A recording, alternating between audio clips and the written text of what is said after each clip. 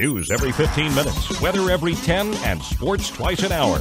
Newstalk, KGVO, AM 1290 and 101.5 FM. You're listening to Montana Morning with Peter Christian. A 19-year-old student has been charged with vehicular homicide while under the influence. Good morning, everyone. Montana Morning for Tuesday, February 14th. Yes, of course, it is Valentine's Day. Hope you have a wonderful day.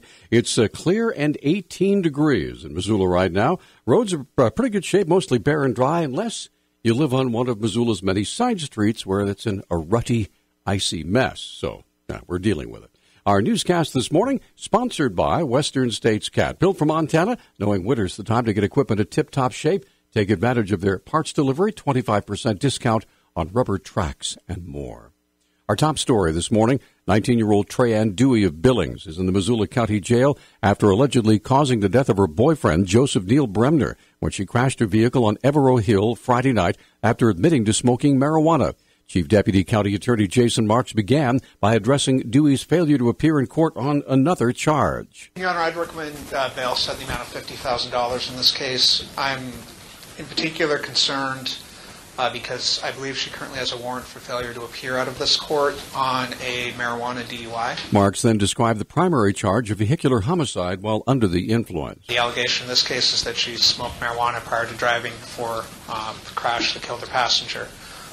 Given her history of failure to appear and the disturbingly similar allegations in this case, I think significant bail is warranted to ensure both her reappearance and her compliance with conditions. The charge of felony vehicular homicide while under the influence carries a possible sentence of up to 30 years in prison and a fine of up to $50,000. Dewey's family was in the courtroom, and the public defender stated that the victim's father had specifically requested that Dewey be allowed to attend her boyfriend's funeral. Scheduled for Wednesday, Mark said once bail had been posted, he would be in favor of allowing her to attend and for her parents to oversee and supervise her behavior until her court appearances have been completed. A road rage incident that allegedly occurred Sunday has sent 65-year-old Donald Waters to the Missoula County Jail on 3 counts of felony assault with a weapon. Deputy Missoula County Attorney Brittany Santorno asked Judge Marie Anderson for $50,000 bail for the Stevensville man. It began as a road rage incident. He then brandished a gun and pointed it at 3 young men, stating that he was going to shoot them. He had no connection with these 3 young men. He eventually drove off. However, he was found to be in possession of what he stated was methadone. Waters told Judge Anderson that he had a prescription for methadone. It was part of his medical treatment. Judge Anderson set bail at $25,000 and ordered Waters to have no weapons in his possession and to have no contact with the 3 victims. On Saturday evening, Missoula police were called out to a home on Latimer Street after hearing reports of a violent domestic dispute. Police Public Information Officer Travis Welsh has more. When they arrived, they were able to determine that the male and female were not only having a relationship, but had also been living together for a couple of months.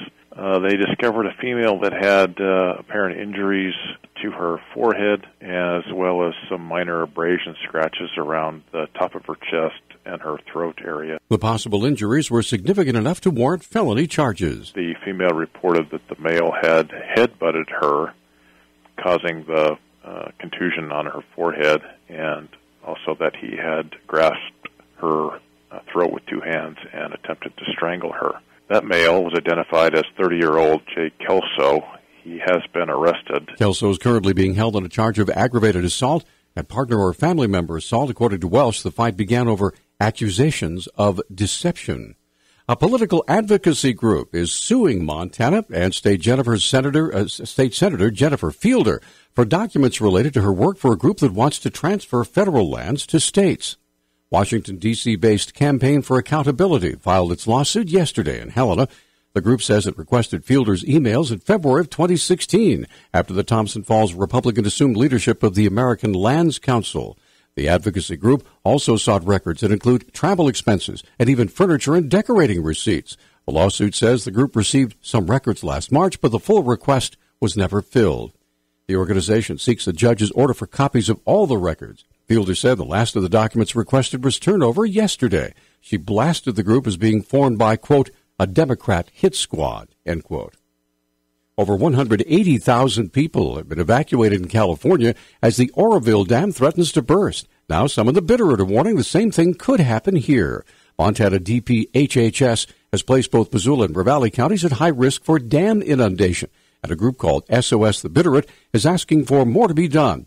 The spokesman, Dallas Erickson, said 2 earthen dams are particularly dangerous. We're concerned about dam safety in the Bitterroot. We have more high-hazard dams in the Bitterroot than anywhere in the state of Montana, and 2 of them really concern us, Como Dam and Painted Rocks. We're concerned about them not having early warning systems on so that people in the Bitterroot know what's coming if something happens. Erickson said a FEMA-required study on a possible Painted Rocks dam inundation paints a graphic picture of the risk the dam could pose. It would take about 2 hours for that 25 to 30 foot wall of water to hit Connor, another hour or so to hit Darby, and it would cover Darby with that 30 foot wall of water. And then about 5 hours from the inundation, it would hit Hamilton, and it would hit the hospitals with a 40 to 50 foot wall of water. It would take out a lot of Hamilton. Even a 911 center would be under 20-some feet of water. Ravalli County Sheriff Steve Holton says emergency management plans are in place for both dams, and that practice drills have been done in recent years to prepare for dam inundations.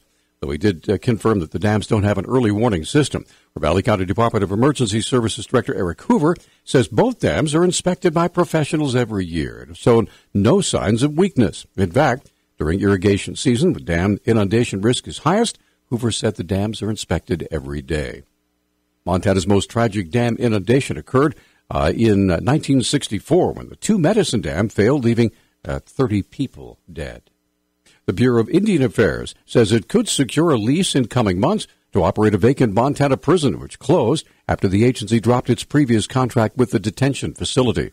The Billings Gazette reported yesterday that BIA spokeswoman Nedra Darling said in an email the agency expects to take over the 2 Rivers detention facility in Hardin in April. The announcement comes after the BIA posted help-wanted ads in November for cooks and correctional officers. The prison has sat mostly empty since it opened in 2007. Our News Talk time now is 6:12. News Talk, KGVO. Missoula's official weather station. Hazy sunshine today with our high temperatures stuck in the mid-30s. Tonight, patchy areas of fog with our lows in the teens. Increasing clouds on to Wednesday, a rain-snow mix possible Thursday. I'm meteorologist Brooke Foster for Missoula's KECI 13.